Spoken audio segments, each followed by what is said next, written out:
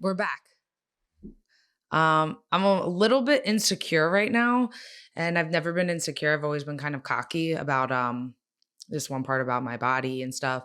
It's my eyelashes. I've always been like, oh, I have the best eyelashes in the game for like 5 years. And lately, like the last week, for whatever reason, I've been having some trolls slide into my DMs making fun of my eyelashes.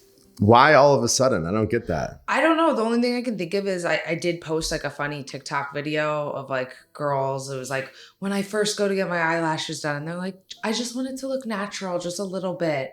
And it was like the second time they go, you can put a little bit more in. And the third time is like, give me all of them. And I put that on my story. So maybe that was like me acknowledging my eyelashes, but I always kind of do. Like I know people probably didn't even know they were fake eyelashes until you said that, and now you're getting heat. Yeah, and everyone that's like, is it that unusual to have fake eyelashes? Don't like most girls? I feel like it's super common. I mean, even for me, I guess because I like fight and train, but there's even like, it's common for like girls at the gym to have them. Like, of course, yeah, and but it's just interesting because most of the people that are coming at me for my eyelashes are like grown men. It was funny. The last guy that did, who you kind of put on blast on your Instagram, he said, it looks like you put your eyelashes on in the dark or something like that. Yeah. And then you put a screenshot of him on the on your story, and he was like, just a selfie he posted. Grossest looking guy. He's like in his mid-40s. He had like a soul patch, right? Flavor like, saver. Yeah, flavor saver soul patch. And he was just like a dead, like super close up mirror selfie. Yeah. And it's like the ultimate. You didn't even need a caption to like roast him. Well, that's kind of like my new thing that I do when people like troll me and stuff on my Instagram or say like mean things. I just screenshot their comment and I put it on my story, and then I follow it up with like one, I don't even say anything, just a picture that's on their Instagram. Sometimes like they say a picture is worth 1,000 words, yes. Right? Like, yeah. And that picture was worth like 10,000. Yeah. Like I want to, instead of commenting back like, oh, you're ugly, you're an old dude, and you're commenting on a girl's thing about her eyelashes, you're a loser. Like I literally just posted a selfie that he's posted, and it's like the ultimate roast. Ultimate roast. Yeah. It's actually my favorite thing. And they have like 11 followers. Yeah. And his was, usually the people that do that are private, so you can't really get into it. But the private ones are fun too, because they'll be like, oh, you're the worst fighter in the world. Like, I hope you get knocked out every time you fight. And then like their profile picture, I like zoom in and it's like them and their 3 daughters. It's wild. Wild. People have completely like alternate versions of reality that's online. Like they know that they're complete like losers and have nothing going on, but then they'll attack someone like you because like that's just what Instagram is. It just provides like an alternate reality for people. It's you would insane. think like girls would be like, oh, you're ugly or you're a bitch. It's not. It's always like grown men attacking like girls. Like I always want to, my goal is always to be like find their like wife or girlfriend and DM them, be like, hey, I just want to let you know, like, this is your husband's like DMing professional fighters and saying they hope they get knocked out. Like I remember one time you said to me, you're like, I'd rather you like messaged like, you know, Instagram girls and trying to like hook up. Yeah. Rather than like talking shit to like, if I was talking shit to some like female like track star. Yeah. I'd rather find out that you like cheated on me than you told some like athlete that you hope she like loses. Yeah, it's definitely probably worse because it's more of like a character trait. Yeah, that you can't even be like, oh, it's like, whoa, you have like there's something wrong with you. You have demons. Yeah, exactly. But I think your eyelashes look good. Thank you.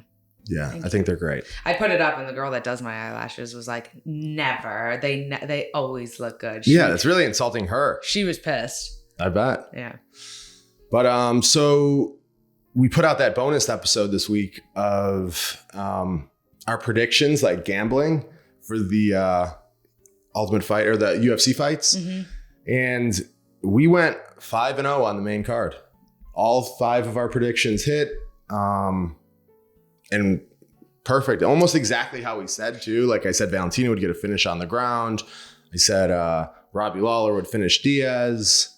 Blades would win with takedowns. The main event, I said Volkanovski would win a hard-fought 5-round decision. The only one I thought would be a little closer was the Cynthia fight. But other than that, we went 5-0. Yeah. And I had a lot of people reach out to me and be like, oh, wow, you guys killed it on your predictions. But we don't gamble anymore. I used to You don't. No, I don't gamble anymore. Well, you never did. Yeah. I don't gamble anymore, but I used to be like, every single fight was like obsessed with gambling. And then now we predict and be like, oh, wow, you probably made a lot of money. But no, because we don't play. And the reason is I was thinking of like the reasons why I stopped gambling. And I kind of narrowed it down to 3 of my losses. And I kind of wanted to share them today. Okay. Do you remember any of them? Let's bring back these dark memories of not fun Saturday fight nights. So this is why it's really hard to win on fights. Like, granted, we went 5-0, but it's hard to get cocky. I felt like this was like an easy 5-0, but it's hard to get cocky because anything could happen in fights. It's such a cliche, but I'm going to talk about the 3 fights why I stopped gambling. So one I'm thinking about was Aaron Pico versus Henry Corrales. And Pico had lost his first fight, and he was like supposed to be like the greatest prospect in like MMA history. Didn't he get like signed to Bellator when he was like in high school? Yeah, and he was like a Golden Gloves champion boxer and a Pancrase champion and Olympic wrestler. He had like every accolade he could possibly have. He was like a physical specimen, like an unbeatable prospect. He was like the best prospect signing ever. And he went out in his first fight. He lost to a guy who's like a good guy. He's like 9-4, but he got dropped and then choked out. Then he went and won 4 in a row, like monster knockouts, like body shot knockouts, looked like unbeatable. So then he was up against that Henry Corrales, and he was a 10-1 favorite. And I was like, well, I'm going to just bet on him. I'm going to load up, because mostly what I always did was bet on like heavy favorites. Yeah. But I loaded up on Aaron Pico, who's a 10-1 favorite. I put 10,000 to win 1,000. And if you remember that fight, he started swinging leather, and he got caught and knocked out. And my hands are like literally sweating right now. Well, mine were too. And I got smoked for a silky 10,000. Oh my God. So, and I was like, well, he's not going to lose twice. Yeah. It was a freak. It was a freak thing. He lost his first one. Then he looked amazing 4 in a row. Then he lost. And then his next fight, he lost again. So as it turns out, he just wasn't exactly what people thought he would be. Yeah. So that was you always used to do that. 1. Like, I don't, I'm kind of the typical girl with like betting, and I didn't really know that much about it. For like, I feel like the past years where I can stop saying, wait, is the plus or minus the favorite? Right. And it kind of helps because now in UFC, they always put the odds up and they put favorite or underdog. So, but you used to always, and I feel like you did different things than what other people do, where like you said, someone was like a huge favorite where you're basically like, sure, you're going to win. You're just like, well, load up. They're definitely going to win. I mean, that's how I made like all my money gambling. Like, I used to load up on like Floyd Mayweather fights. Like, Floyd's not losing. Yeah. Or John Jones fights. I historically loaded up on John Jones. Like, guys who always won. And people think like, well, it's stupid because if they lose, you get smoked. Usually they win, but every once in a while, Aaron Pico happens. Another fight that was strike 1. Strike 2 was the Korean Zombie versus Yair Rodriguez. That was like about even money, but Zombie had won the first 3 rounds. He was up 3-1 on the scorecards going into the 5th round. And in the 5th round, there was literally 1 second left. And Yair hit that like backwards elbow. Yeah. Like a freakiest, like, I can't even do it, but backwards elbow, like, hurt my shoulder. I know, you have no shoulder mobility. Be careful. But he threw that backwards elbow and it landed like perfect. And there was 1 second left and Zombie went out. And it was the latest stoppage in UFC history. Like, all he had to do was just stay distant. Yeah. And I had like bet pretty heavy on Zombie. I was like, I don't think Yair was that good. Zombie's got good wrestling. Right. It was a scrap. Zombie won all 5 rounds. Yes. Basically all 5 rounds. Wasn't like 1 second left or something? No, it was 1 second. It was the latest stoppage in UFC history. So that was strike 2. Okay. Then strike 3, I actually took a different approach. It was when John Jones was fighting Anthony Smith.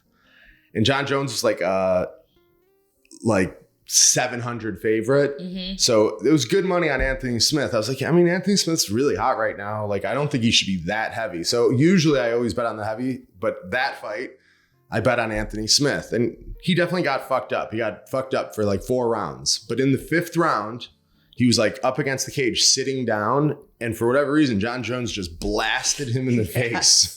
Like, blasted him in the face with like the most ruthless knee, like way worse than Peter Yan and Sterling. Yeah. Like, way worse.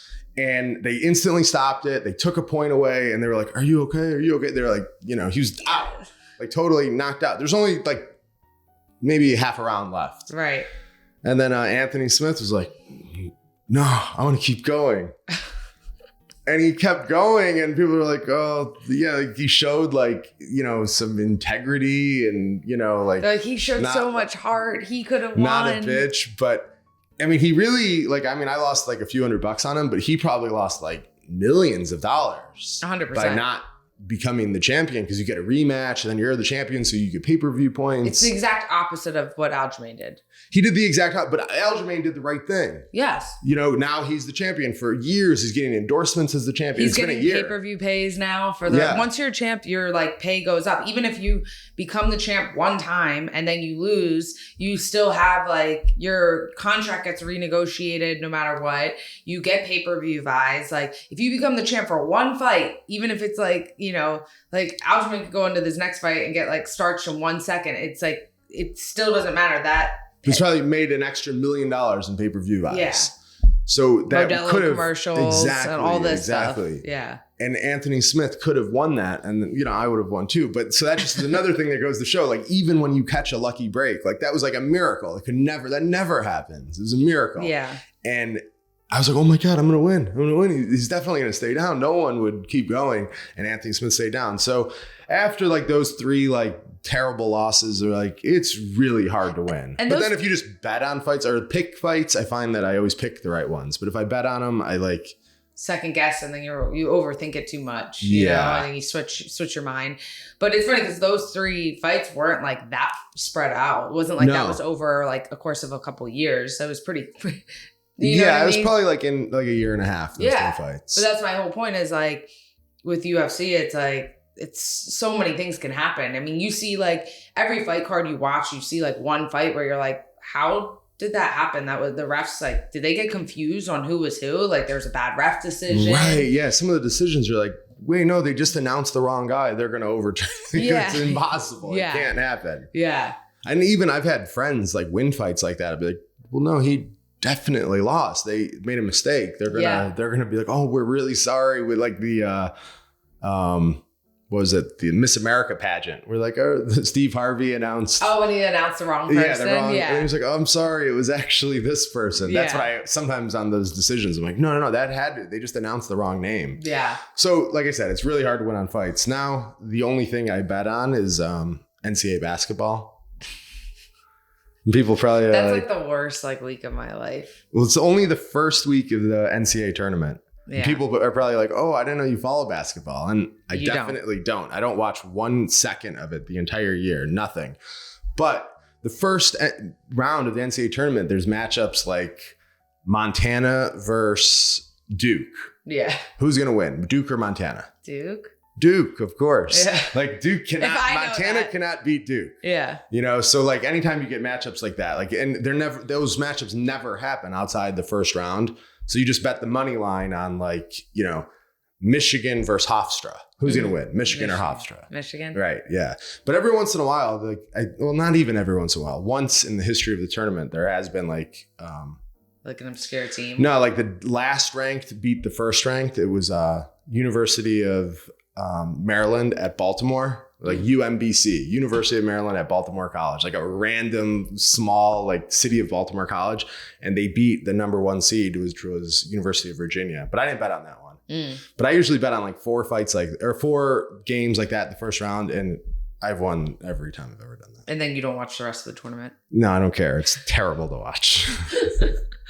But when you're watching, it's like fun. You're like, you watch every second of every game. Yeah. Sometimes I want to complain during that week. And then I'm like, wait, I don't watch sports. You don't watch. I'm like, I picked like the best husband. You don't watch sports and don't play video games. So I'm like, all right, if you're going to watch like basketball for 4 days, I'll get over it. Yeah. Four basketball games a year. Yeah. But I'm like glued in. Yeah. But usually it's like 2 days because they're like double up. Yeah. Yeah. So like an East Coast and a West Coast game. But I think last year or because I didn't get to because of COVID. Yeah. They didn't play. Yeah, whatever. But yeah, so but the rest of the fights for UFC 266, I thought they were really good. I mean, sometimes when we watch, like I said, we watch all the fights. Sometimes I kind of go through waves throughout the night where I'm like, oh, this is awesome, I'm into it. And then all of a sudden it's like, all right, I need a break for a fight. But this, I was like locked in for all the fights. They were all really good. I mean, I think this is like the best card in like a long, long time. I think it's the best card, like through and through, the best one I've ever seen. Like the prelims felt like it was a main card. Like there was legit fights on that. And that it ended with Marlon and Merab. And that felt like it was like a main event. Yeah. Like it should have been a main event. It could have easily been on like a fight night. Right. And that fight was over and we were like, oh my God, that was crazy. And then we like all took a break and walked around. We're like, wait, the main card's starting now. Yeah. But yeah, what was the one that you saw, the one fight that you saw on the prelims? Well, it started like, the few fights we want to talk about was one on the early prelims that I was super impressed with was that Jalen Turner. Mm-hmm. I think that's how he pronounced his name. Jalen Turner. He's lightweight, but he's 6'3". He's a really good kickboxer, but he had like a really amazing takedown and then fucked him up, ground and pound, like really good, and then took his back and strangled him. And I guess it's his second win in a row with the rear naked choke, but he's really a kickboxer. But his takedowns looked really good. Yeah, he looked amazing. And he's 6'3", long, like very aggressive. Yeah. I think he's the guy who like carries like a spider with him, a tarantula. What? Like he goes to weigh-ins like he's holding a spider. Fuck that. Like a real spider. I think like that they call him the tarantula. I didn't know this at all. Yeah, he does that. Oh, I'm not into that. Yeah, I'm not into it either, but he's fucking good. He'll have an exciting fight next. Yeah. Yeah, he's definitely good. Then went to the prelims and Chris Daukaus looked amazing. Yeah, really good. I didn't really know much about him. I just knew the name just because he's from Philly. He was, obviously or East Coast. Everyone else, you knew him. And, Ryan Cafaro always talks about him. So I knew the name, but I didn't really like know his fights and stuff. But he was really good. That was his awesome like fight. Boxing and striking is amazing. His punches are so loose. Like it looks like a whip. His punches, he turns them over so much. And he's like aggressive, goes forward. And the guy he fought was, I didn't realize he was ranked 6th. Yeah, that's very high. Like if you beat the 6th ranked guy, you would think the next year 1 win away from a title shot. Yeah. I would think because your next fight should be like the 4th ranked guy. And I don't know if that was his 4th win or just his 4th UFC fight. Like he hasn't been in the UFC like too long. I think he has 4 knockouts in a row. Yeah, that's crazy. And they're against good guys, like really good guys. Yeah. But I was thinking after when he won, I was like, oh, if he wins, I'd like to have him fight that Aspinall, that British guy. Oh, yeah. But then I realized, I was like, no way. Aspinall's so far behind him. Yeah. He's just beat the 6th ranked guy. Why would he fight like the 15th ranked guy? Yeah, I think he called out like Stipe. Well, he pretty much called out like everyone in the top 5. But when he called out Stipe, I kind of forgot that about Stipe, which is insane. But I mean, he's not going to fight Stipe. Stipe will wait for a title shot eventually, I think, or maybe John Jones. But I think what's going to happen is he's almost definitely going to fight Curtis Blades. Yeah. Because they both won on the same card and they're both like similar rankings. They called out the same exact people. And whenever people are on the same card and they both win, same weight class, like the timing just works out for them to. Timing and promotion wise, because everyone just saw both of them fight on the, for fans, they just saw both of them fight. So then putting them together, it kind of makes sense. And like you said, I think the main reason is timing wise. Yeah, I could see that fight happening. And I always think like to really say like if someone could become like a champion, like I have to know that they can beat like a really good wrestler. Yeah. Like if you could beat Curtis Blades, then and you have that level of striking, you could stay on your feet against someone like Curtis Blades. you really are a legit. Otherwise, it's contender. kind of like, not to like talk shit, but otherwise it's kind of like the Kevin Holland, knocking people out. But then when he went against like wrestlers, it's like, oh, okay. You need to know some, at least wrestling defense, and you need to know basic jiu-jitsu. And how to get up off bottom. Yeah.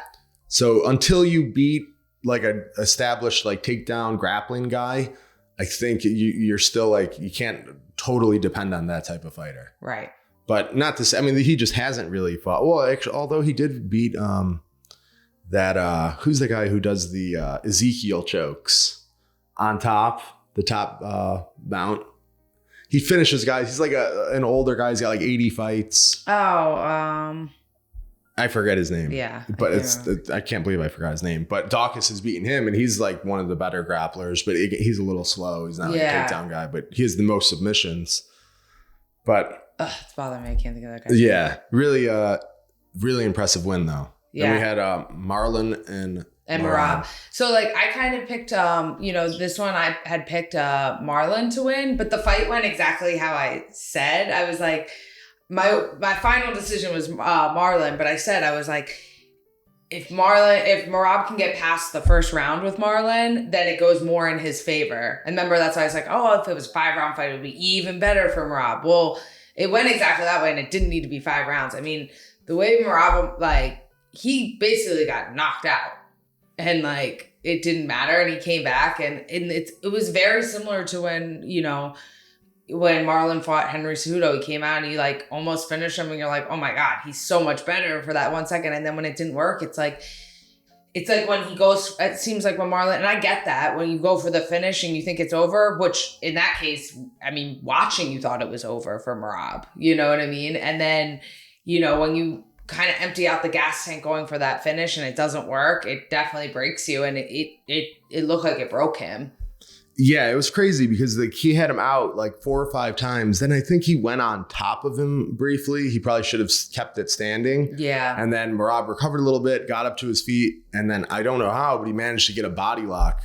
And even DC during the commentating was like, now Merab just got to stay on top, recover, and hopefully win the second round, because you're not going to win this round because there's only a minute left. But then Merab's like punching like fanatically. He just started like donkey hammer fisting him in the head. I think he did like 175 punches in that round. Yeah. And all from top. He was just like playing the drums on his head. Yeah. It was interesting because like Marlon was on his back and he wasn't even like moving his hips. And then when they showed the replay, it looked like he went out. It looked like he went out. His hands like went down as like Merab was on top in guard, just like hammer fisting him. Like his hand went limp and went out. It was crazy. And then when the bell ended, it looked like it took Marlon a little bit to get up. Oh my God. Well, he was almost finished. So even then, like as bad as Merab got beat that first round, he's still like, I was like, I don't know who won that round. Yeah. They both almost finished each other. Yeah.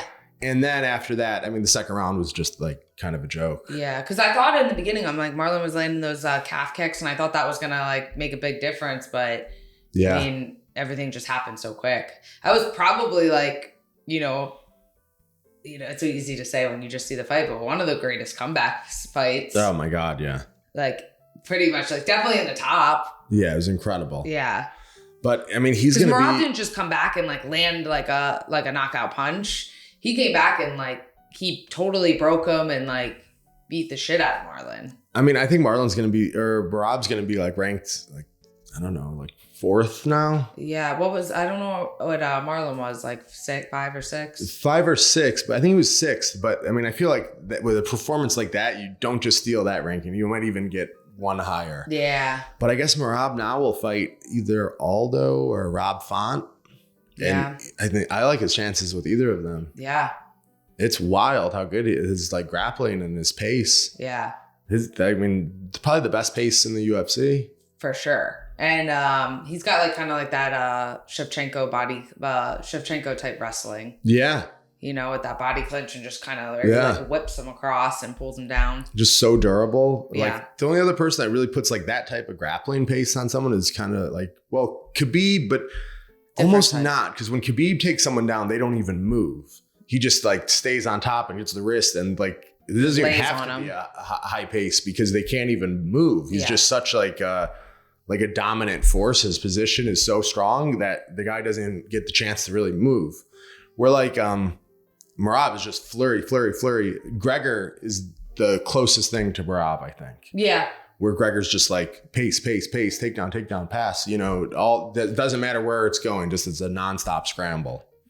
But they're pretty similar in that regard. Yeah. Then we had Jessica Andrade and Cynthia Calvillo. I just like, anytime I see Andrade or hear her name, I just think of her nude pictures that leaked from her OnlyFans, and I just cannot get her like spread eagle picture out of my face. Yeah, it's like so disturbing. Well, we saw that picture a lot throughout the week. People were sending it in group chats. Yeah, I think most of my friends saw it because I sent it to them, but. Oh, really? Yeah, I sent it to a lot of my friends. I've seen it a lot. Yeah.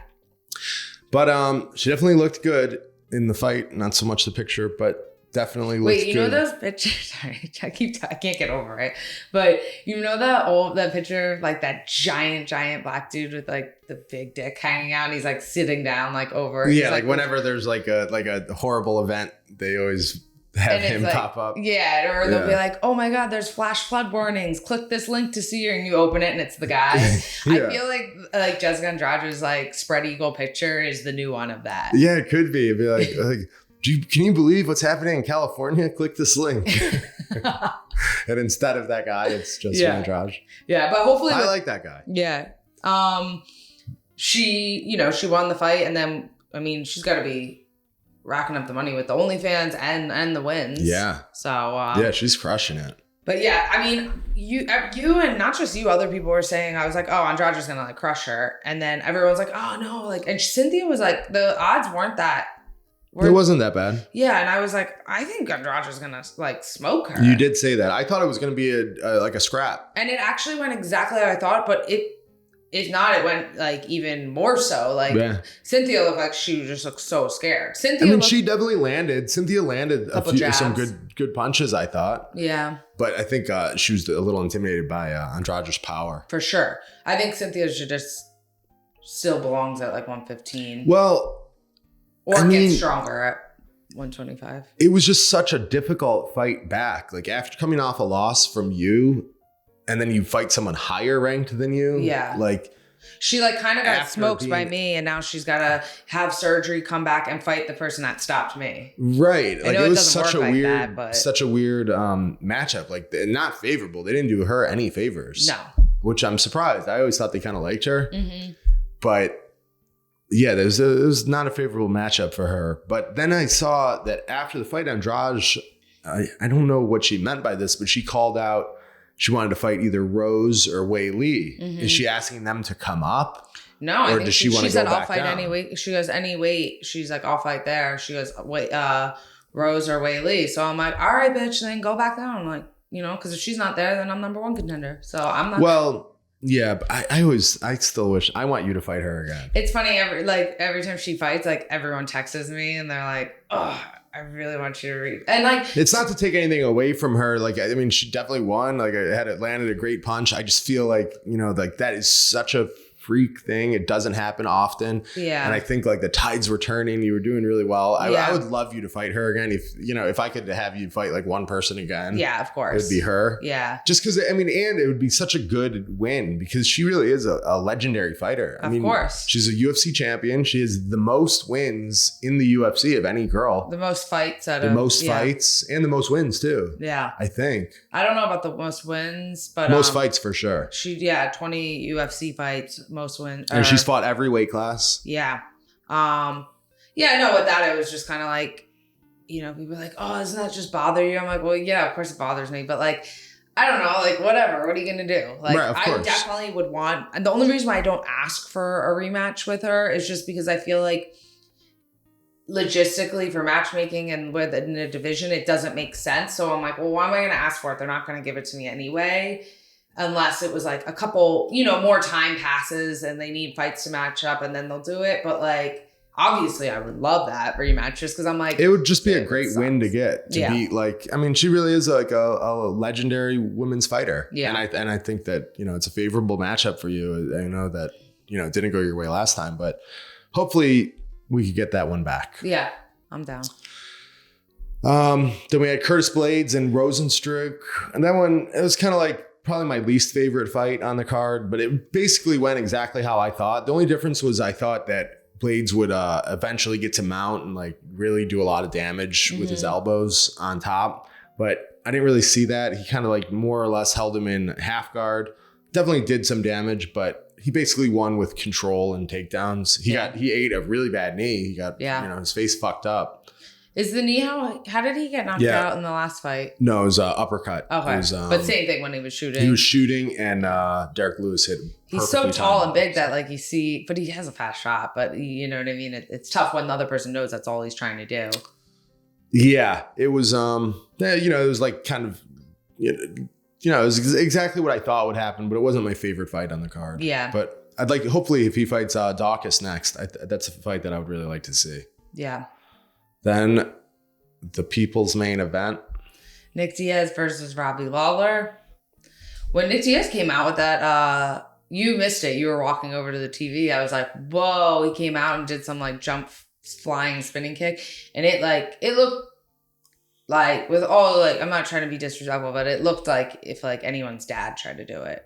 Okay. It was not. And I was like, oh my God. And then he threw like 2 kicks and they were so slow. I was like, oh my God, this is so sad. He shouldn't be in there. I was like, oh my God, this is so bad. It's like, but then he started like picking up and he just started landing. And I was like, wait, oh my God, never mind. He's fine. I'm like, Lawler's like not liking this at all. I was blown away, impressed with how good he looked. Mm-hmm. I thought that he looked way better. I thought that it was going to be just like, just absolutely terrible. Lawler was just going to maul him. But I mean, the first round, I think he won, and the second round was competitive, but he kept like ripping to the body with that right hook to the body. Yeah. And I was like, oh my God, like you don't really see that in MMA too often. No, that's boxing. It's definitely boxing, but he landed, Lawler went to the body good too. He did too. Cause Diaz like fights like a boxer where he like shells up, puts both hands up then like that. Could go to the body. And he's against the cage squared up. It's like, that's what you do in boxing. And then that's when they were like ripping to the body. I was surprised Lawler didn't like try to shoot at all. I was really surprised too, but he must really respect his jiu-jitsu because even when he dropped him at the end of the fight, he was like, he didn't even like entertain stand because he didn't even think about entering into his guard after he was hurt too. Right. He was just like stand up. He was afraid of his jiu-jitsu, and then Diaz, I still don't really know what happened, but he just kind of elected to stay down. Yeah, I don't know if maybe he broke his nose. Broke his nose and was just kind of like, all right, I'm not doing. I don't know. It was weird because they didn't really like talk about it. I was like, wait, what happened?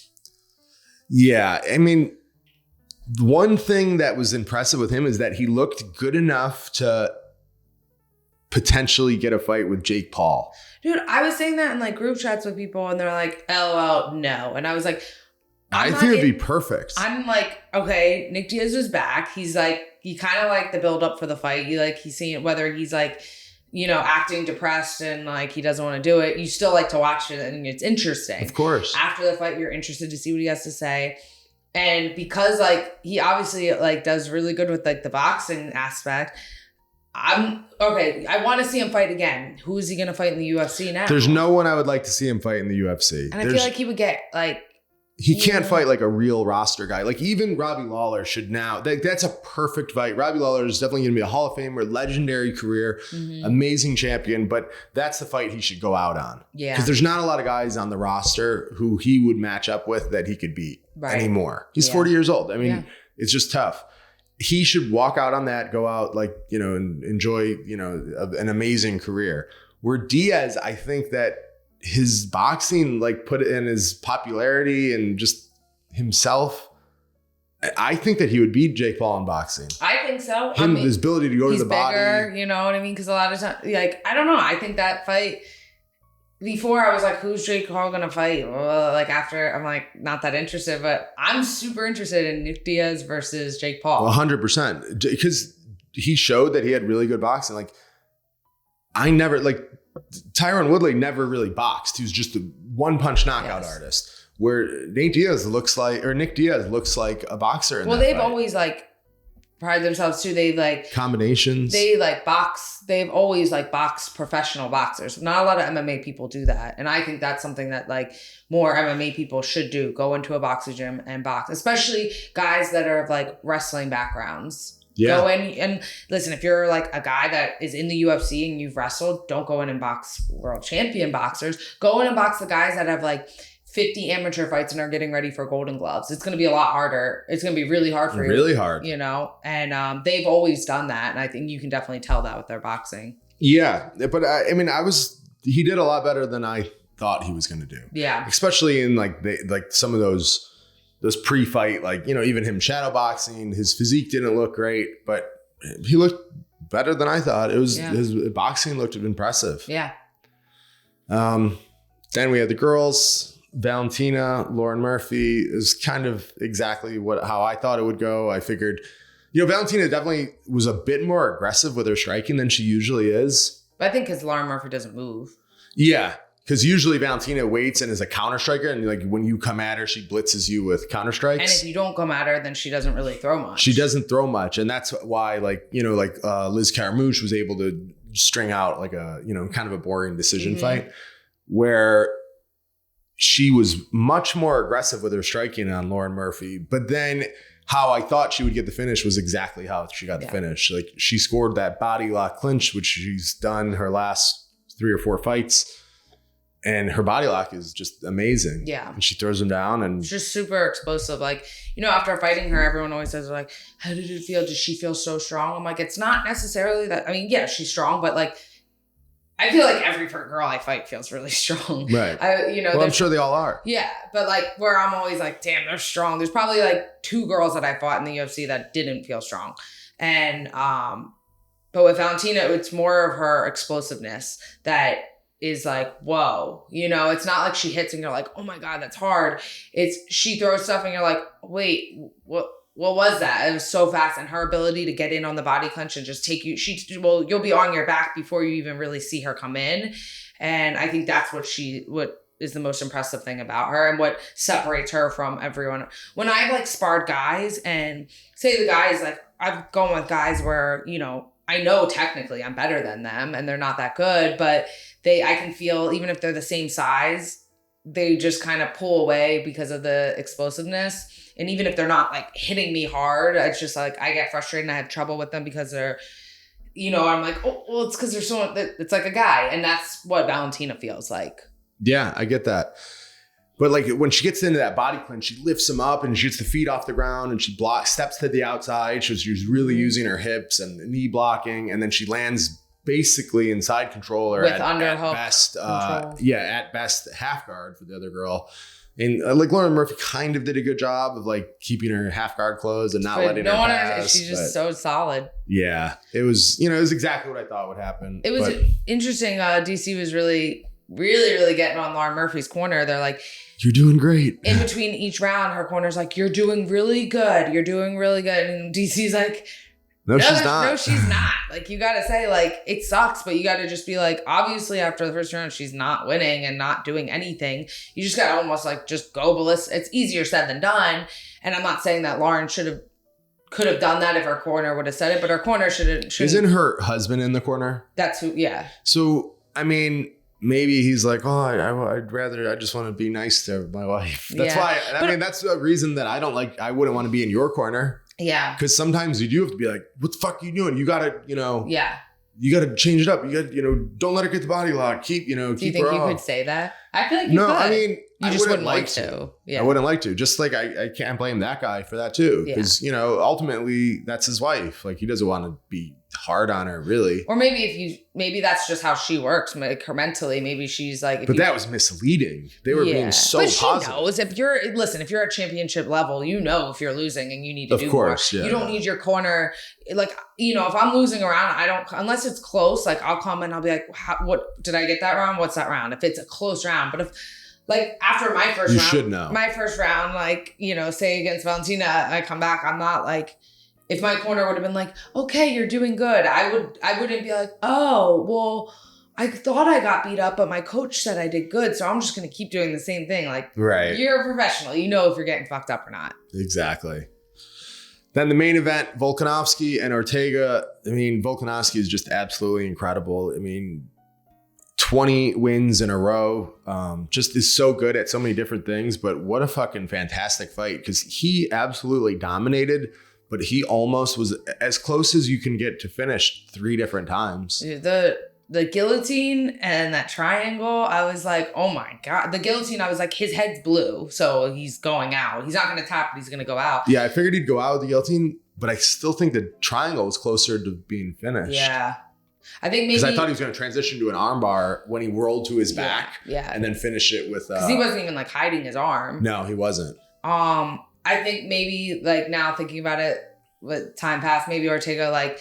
really just went all in for the guillotine. Then when he got the triangle, maybe he was like too gassed to really go for it. But it's that's kind of different though, because that's your legs and that's your arm. Yeah, it's but not your like energy, the same, just your whole energy right. and stuff, and really going for the finish. You know. Right. Triangles take a little bit longer to finish sometimes too. But when he rolled to his back, like the last ditch effort rolling to his back to escape the triangle, I thought that then Ortega would either like get like a mounted triangle and finish with strikes, or like snap his arm.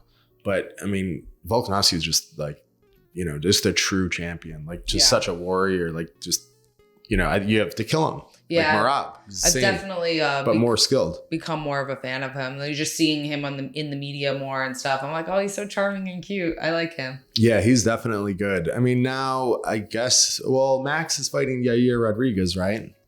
Yeah, so I guess if he wins that, then all. So another one, but it's such a weird thing to do a trilogy if you lost 2. But Max is so iconic. He's such a favorite that like, you know, people would like to see Max in it. And their fights were, you know, were kind of close. So like, I don't know. I think for Max, everyone loves him so much like they would do a trilogy or a 4th fight. Yeah, I agree.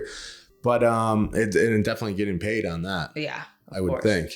But I saw that Mark Henry posted last night. I don't know where he got this from, but maybe you know, is Mark Henry posted Zabit is back. The best featherweight in the UFC is back. Did you see him post that? Mm-mm. Yeah, Mark Henry posted that. So did Zabit say something like, I'm coming back? I have no idea. Maybe. It's I kind of like, you know, he trains there like in Jersey with me, but you know, he goes back and some of the fighters that go back and forth, they're only there if they have a fight. So I didn't see. Well, I wasn't sure if Mark mentioned something. Yeah, no. Or if maybe even if Zabit posted something. I don't know. Why would Mark say that he wouldn't say that if it wasn't true? Yeah, Mark definitely wouldn't say that if there wasn't some truth behind it. He wouldn't just say it just to be like, oh, like, you know, just to make a post.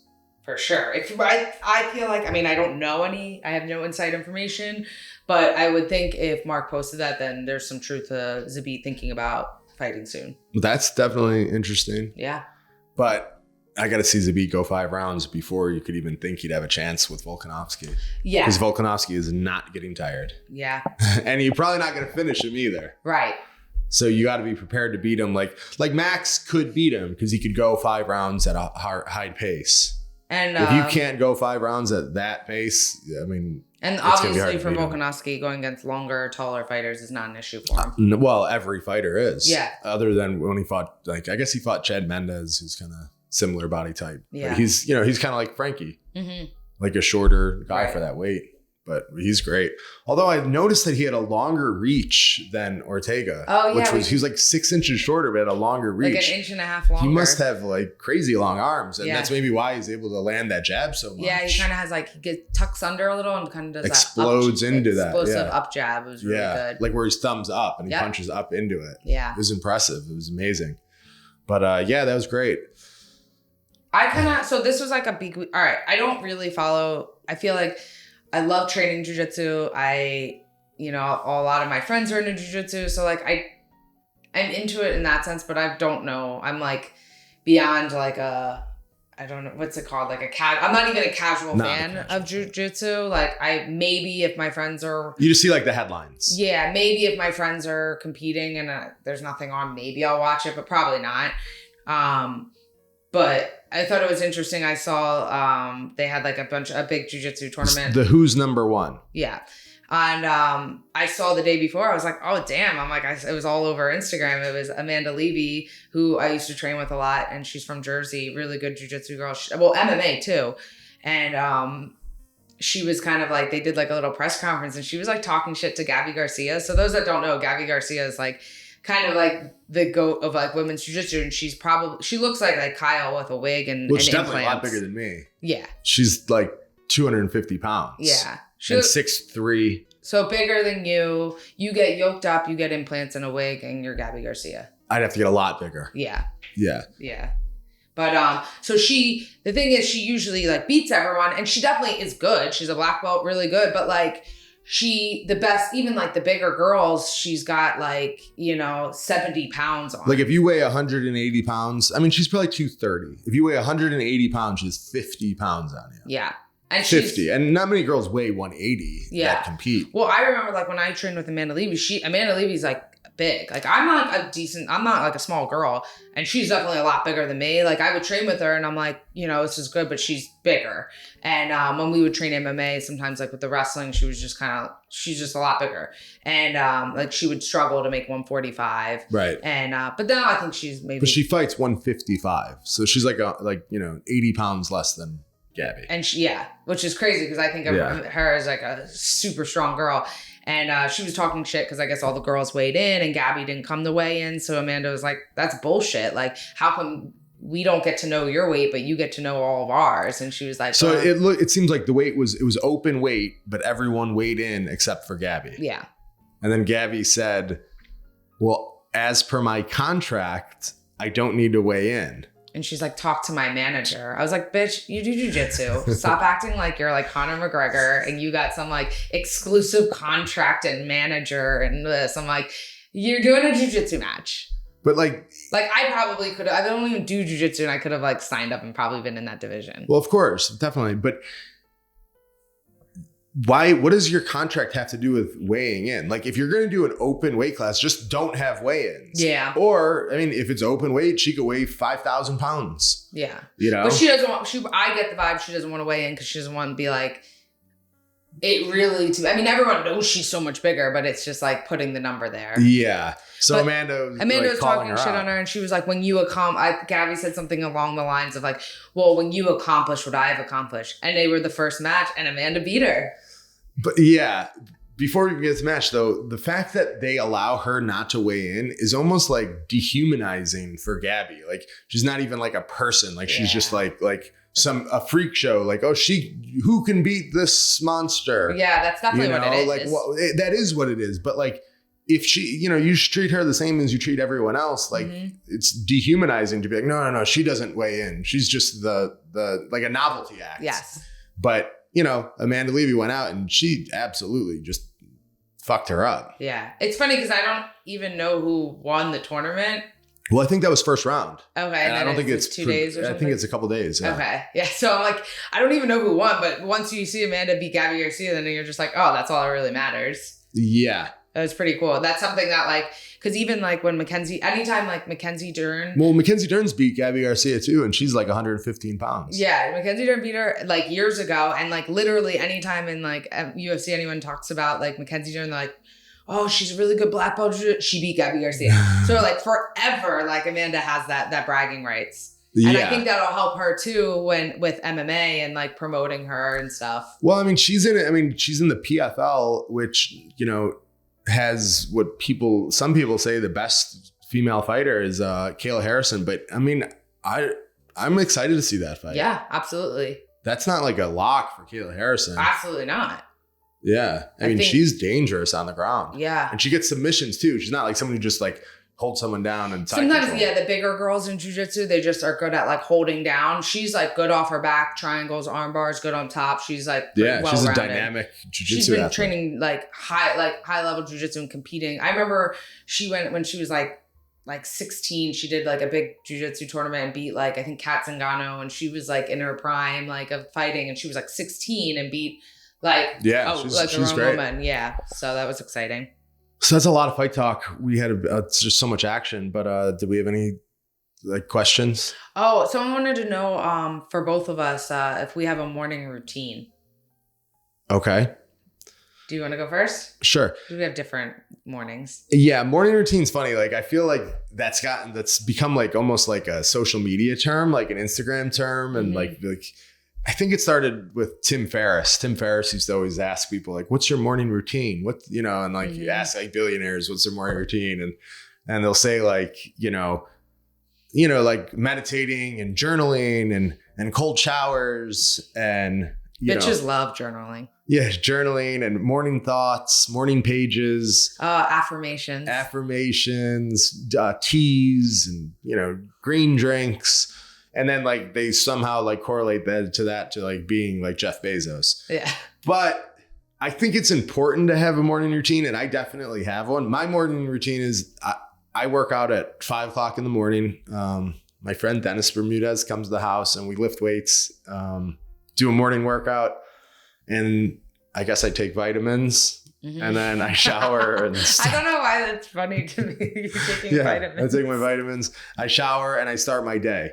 But like, there's nothing about my morning routine, which is like, that's just so I could have time to get a workout. Yeah. There's nothing about my morning routine, which like helps me make money or anything. Like most of the times, like that I make money is like, I'll be out and be like, oh, I got to send this email or respond to this Airbnb or do this about like, real estate stuff. And I'm like sitting on the beach or I'm on the boat and I get like a drink, a nice pina colada in your hand. And and I'm like, oh, hold on. Let me respond to this email. Like, it's not about like grinding at like 4 a.m. Like, and I always think like, it's funny when people like Jocko Willink will post that, like he's up at 4 o'clock. I'm like, who cares? Like I'm up at 4 o'clock every day. Like that is nothing. Like, it depends like what time you go to bed, right? Yeah. Or if you work out at 4 a.m. and then you take a nap at like 8 a.m. Like who cares? Yeah. Like it means nothing. Like I never get why that gets any like publicity, like this fucking watch. Yeah. You see that a lot with fighters. They'll put like, at the gym and they like to put the timestamp up like 7 a.m. I'm like, yeah, but you're going to go home, play video games and sleep for 2 hours. Like in the middle of the day. So who cares? Like just get up and go. And a lot of times I'm like, yo, you're like in your 30s. Like you wake up at 7. Good job. I don't understand it. So what's your morning routine? Okay. So for me, it's a little bit different because not every day for me is exactly the same. I think like morning routines are a little bit more of a thing for people that maybe like have a Monday through Friday job, like a strict thing. But lately I have been trying, because like I don't like lifting weights and I'm trying to get better at it. So I do it first thing in the morning when I wake up. So I'll wake up. I just try to I have like 4 or 5 days a week I lift weights. I try to do that right away because I don't like to do it. So if I just do it in the beginning, I don't think about it all day. And then no matter what, I'm like, I got to work at it. So like I can eat an entire pizza. I can like, at night, I can like smoke weed, eat a pizza, order Italian ice, and it's fine because I lifted weights in the morning. Right, exactly. So I do that, and then I have my coffee, I make my breakfast, and that's pretty much it. It sounds so lame. I work out and have coffee and breakfast. Yeah, it's not like you're not doing any affirmations. No, definitely not. I'm like on TikTok, I'm not like... that's great. But I like having my morning like by myself. As soon as I wake up earlier, do the workout. And I always try to do like my breakfast with like supplements and all that. And I try to do that every day, like standard. Like, so right now I don't have the fight coming up. I'm not like dieting. I wish I could, but I just like am so like lazy when it comes to nutrition. I can't do it. So what I try to do is like my breakfast and stuff, because I'm like too tired. I don't really care about what I eat. I try to eat like get the protein and like eat like a super healthy breakfast, eat my or take my supplements, vitamins, and do all that. So it's like, so if I do eat the pizza at night, it's like, well, at least I didn't just fuck up the whole day. So I just try to do that all in the morning. But yeah, the whole thing, like I see it all the time. It's like all these girls like, hot girl routine. And it's like, I get my 10K steps in and I drink my water and I journal. And I'm like, yeah, but then you like eat fucking like goldfish all day and like drink spicy margaritas. Yeah, it's funny because the morning routine and like the health influencers, the fitness influencers, like sometimes I'll see them like people who are like trying to be health influencers and they'll talk about like only eating organic or like growing their own vegetables, this and that. And then like the same day they'll be out, be like at a happy hour eating like, crab empanadas. Like, my favorite. Like you can't, like, there's nothing at happy hour that's organic. Yeah. No. So, but there's nothing wrong with doing that. But when people are like, well, you need to only eat organic and eat, the stuff that Mother Nature provides for us. I'm like, and what beer. Are you talking about? Yeah. But and microbreweries. Yeah, exactly. The thing is, like, my favorite pastime is if I see someone I follow on social media post something and then wait for the contradictory post. And I guarantee you most of the time. You don't have to wait very long. You do not have to wait very long. You do not have to search very far. Like, it'll be like the same day. Like, oh, healthy, all this, organic. And then like that night, like a boomerang with like, a fucking green tea shots. Right. Yeah, it's pretty funny. But that's just like everything like on social media is like kind of fake. Like nothing's like exactly the way it seems. Like it was funny because, as tragic as it is that Gabby Petito, they found her since we last talked about this and she's dead. But I shouldn't be laughing. It's terrible. Funny. It's tragic. But I'm not laughing that she like died. I'm just because I feel like But her whole existence was like, like portraying this image of like, oh, we live such a cool life. We live off the grid. We live off the grid. We don't follow society's like norms. All we need is each other and this van, and you live this cool life. And like they did like the van life with like all the couple videos and like we just love each other in our van. Yeah, well then your boyfriend kills you. Yeah, like my friend Tim Carpenter said, he was like, well, people pretend that everything's great on social media, but really sometimes you're in the woods getting murdered by your boyfriend. Yeah. So it's not always as good as it seems. What's crazy to me though is like, because I saw like the picture that everyone posted the picture of them like a couple days before she got murdered, and like it's them like a cute couple picture in the mountain. Someone sent it to me, and this is so mean. I shouldn't even be laughing, but someone sent it to me and was like relationship goals. Oh yeah. Because that's kind of mean. Yeah, that's super mean. But and I'm like such a bitch for laughing. But it's just the whole thing. Like you think that's like the only case. Like I'm not saying that ends up in death, but like it's crazy to me that like even adults that they see things on social media and they're like, oh wow, they look like they're so good. I'm like, well, do you know them? Or are you just basing that off of their Instagram pictures? Like, yeah, it could be very misleading. Yeah, I'm not posting like an Instagram picture where I like completely look like shit. Now, granted, I'm not posting one like totally glammed up, face tuned, all this. One, because I just don't know how to do that. If I knew how to do that, if I knew how to like do makeup good, and like if I knew how to like take these like super cute thotty pictures, like I would. The only reason why I don't is because I don't know how to. But like, I don't know, it's just kind of crazy to me that they're like, oh my God, they're really working out a lot or blah, blah, blah. They're really doing this. I'm like, you don't know that person. They're just posting a picture. Like they definitely might be. Might be, yeah. Yeah. But I'm saying if you don't actually know the person, how do you know that that's true? And it's crazy to me. Like I always think, I'm like, well, just because someone posts that on Instagram doesn't mean that that's what their life is like. But a lot of people like are shocked when they find out that someone's life isn't what is on their Instagram. Yeah, or like they're so gullible. I mean, some people, like the people who are really good at Instagram, like have big followings, you don't see them like catch them as much. But the people who pretend to be influencers with like 2,000 followers or whatever, then sometimes you could even like catch like the background of their pictures, like portraying like images of success, but you could tell it's like their parents' house. Yeah, like you could tell by like the plates. Like I remember this one kid who's like a fighter and he's always like flexing about like how much money he has. Uh-huh. And you could tell like his like plates are like, is he a professional fighter even?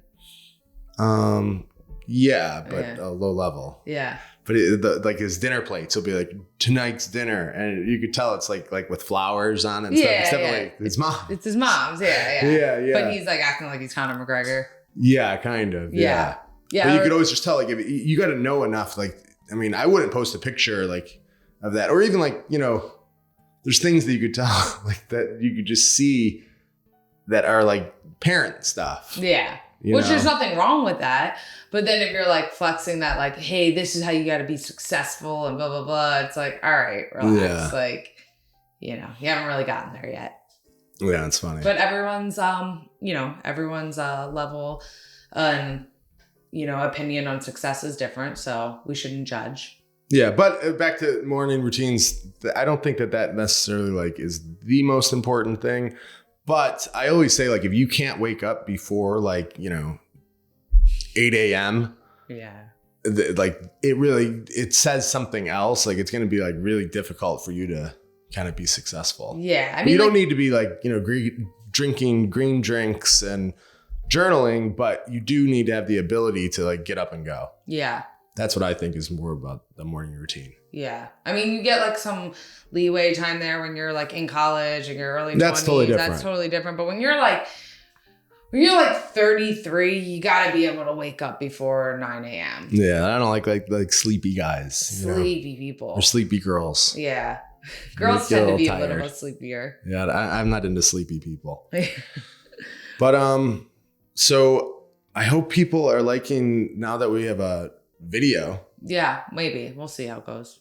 We're learning. Well, this is probably going to be on video. Yeah. But so it's on YouTube, but also on the Spotifys and stuff that you're listening to, Apple Podcast. It'd be, please continue to rate and review. We appreciate the comments. Yeah. Rate, review, subscribe, and give us feedback. Let us know if you guys are if you liked our prediction episode, and anything else you want to let us know, want to ask us questions for future episodes, just at our Instagrams and let us know. Yeah, send us the questions. It gives us more topics. I like when we get the relationship talk. Situations, the anonymous. We could do anonymous situations and give you our advice. Yeah. All right. Thanks for listening. Thank you. Bye.